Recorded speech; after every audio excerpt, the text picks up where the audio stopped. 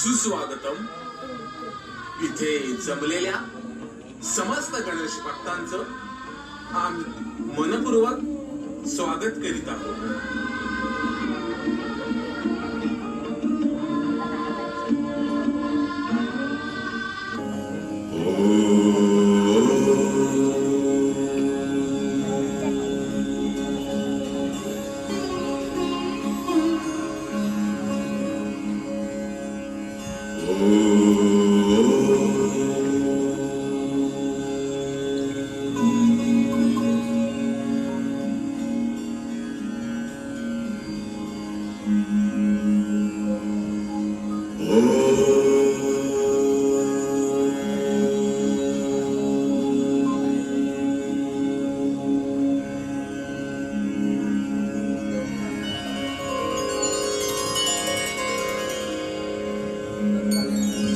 वक्रतुंड महाकाय सूर्यकोटि समप्रभ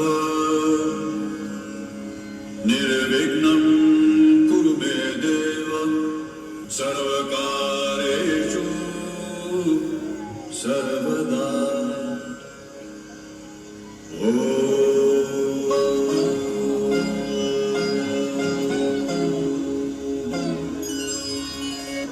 आम्ही आपणासमोर सादर करीत आहोत पौराणिक कथेवर आधारित रावणाचे गर्वहरण अर्थात महाबलेश्वरम येथे आत्मलिंगाची स्थापना. ही पृथ्वी, ही सृष्टी, हे चराचर म्हणजे दुसरा स्वर्गच जणू. ब्रह्मा, विष्णू आणि महेश या त्रिदेवांच्या योजनेतून निर्माण झाले हे नयन मनोहर विश्व. या भूलोकावर देवादिदेव महादेव यांचे निवासस्थान असणारा हा कैलास पर्वत. बर्फाळ पर्वतरांगा, भक्तिमय वातावरण आणि त्यातूनच ऐकू येणारा ओम नमः शिवाय हा अखंड जयघोष. देवादिदेव महादेव भोलेनाथ नावाप्रमाणेच भोळे आहे.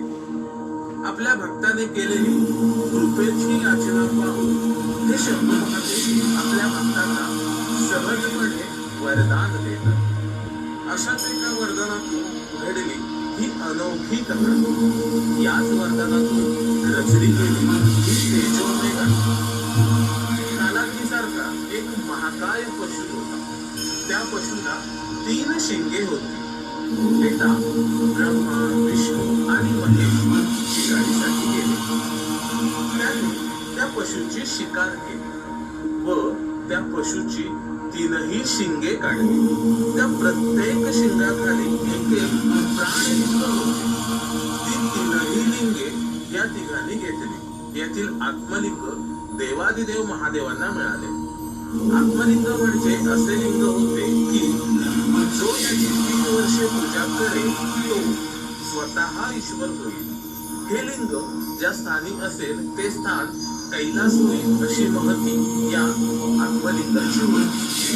ही महती लंकाधिपती रावणाला समजली आणि तो हे लिंग कोणत्याही परिस्थितीत हस्तगत करण्यासाठी कैलास पर्वताकडे निघाला.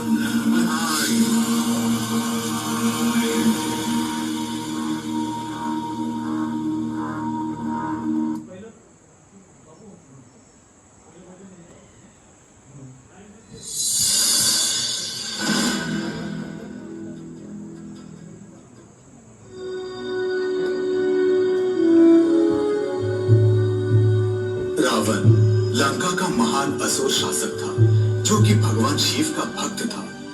वह प्रतिदिन 3 बार भगवान शिव की प्रार्थना करना नहीं भूलता था. उसे ज्ञात हुआ कि भगवान शिव के समीप एक आत्मलिंग है जिसमें भगवान का प्रतिबिंब है.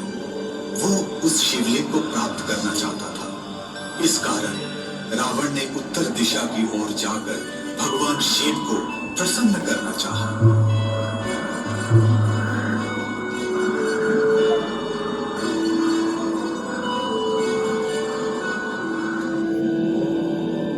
वो एक पैर से बिना जल और भोजन ग्रहण किए लंबे समय तक भगवान शिव की आराधना करता रहा।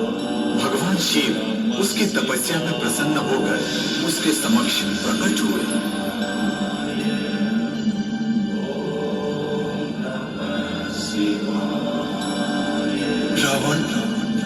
तुम्हारी तपस्या से अत्यंत प्रसन्न हुआ।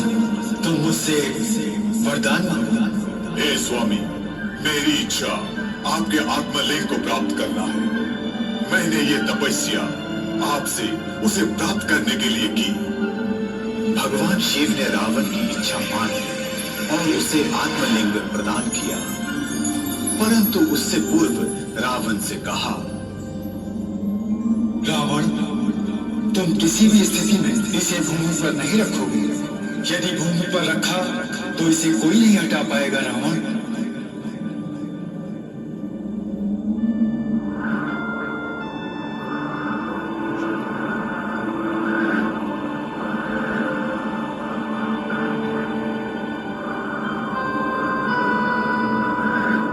रावण ने शिव की बात मान ली और लंका की ओर उड़ चला। देवताओं और महर्षियों ने सफलतापूर्वक उसे वापस जाते हुए देखा तो वे अचरजपूर्ण हुए। ये लंकेश्वर रावण हमें ऐसे ही संकट देता आ रहा है। यदि उसने लंका में आत्मलिंग को स्थापित कर दिया तो हे भगवान, हमें उससे कोई नहीं बचा सकता। वे सभी बहुत चिंतित थे और सहायता के लिए भगवान गणेश के समीप पहुंचे। चिंता न करो, मैं यहाँ हूँ और मैं रावण को आत्मलिंग लेकर लंका तक कदापि नहीं पहुँचने दूंगा। ये मेरा वचन है।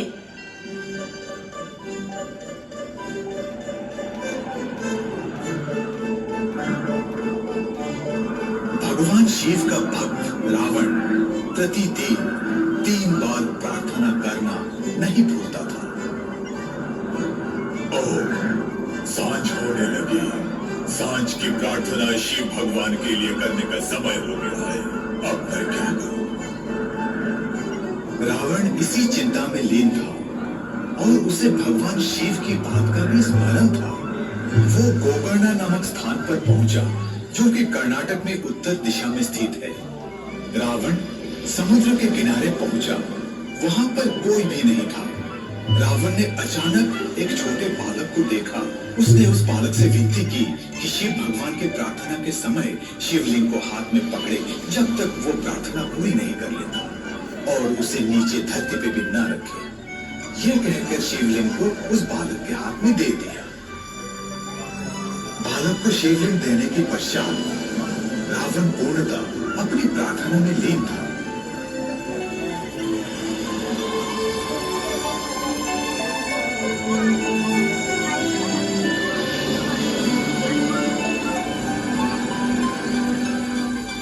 हे स्वामी, अत्यधिक विलंब हो रहा है। कृपया शीघ्र आइए। मेरा हाथ दुख रहा है स्वामी। मैं अधिक समय तक नहीं खड़ा रह सकता। प्रार्थना में लीन होने के कारण वो बालक के कहे शब्द नहीं सुन पाया। नहीं मेरे स्वामी, ये शिवलिंग भारी है। मैं और देर नहीं सहन कर सकता हूँ स्वामी। मेरे हाथ दुख रहे हैं स्वामी, अतः मैं इसे भूमि पर रख रहा हूँ। प्रतीक्षा करो, मैं शीघ्र ही आ रहा हूँ। प्रतीक्षा करो, लिंग को भूमि पर नहीं रखना। नहीं मेरे स्वामी, शिवलिंग का भार और सहन नहीं कर सकता, अतः भूमि पे रख रहा हूँ। रावण ने अपनी प्रार्थना रोक दी इस भय से कि लिंग धरती पर न रख दिया जाए।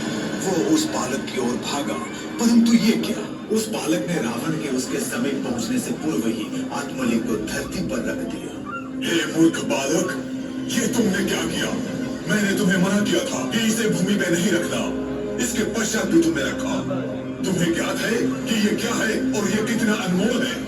क्या तुम्हें ज्ञात है मूर्ख बालक, इस लिंग को प्राप्त करने के लिए मैंने कितनी तपस्या की? इसका दंड तुम्हें अवश्य मिलेगा।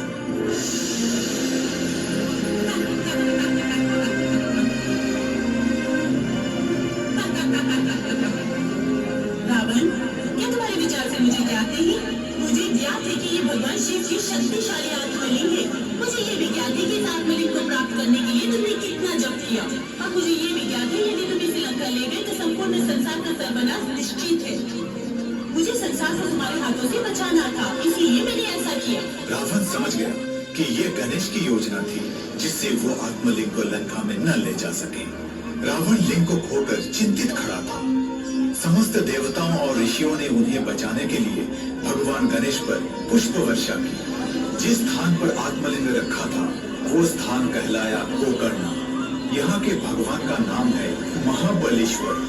भगवान गणेश को इस संसार को बचाने के लिए भगवान ब्रह्मा, संग ही भगवान विष्णु, भगवान शिव और पार्वती देवी का भी आशीष प्राप्त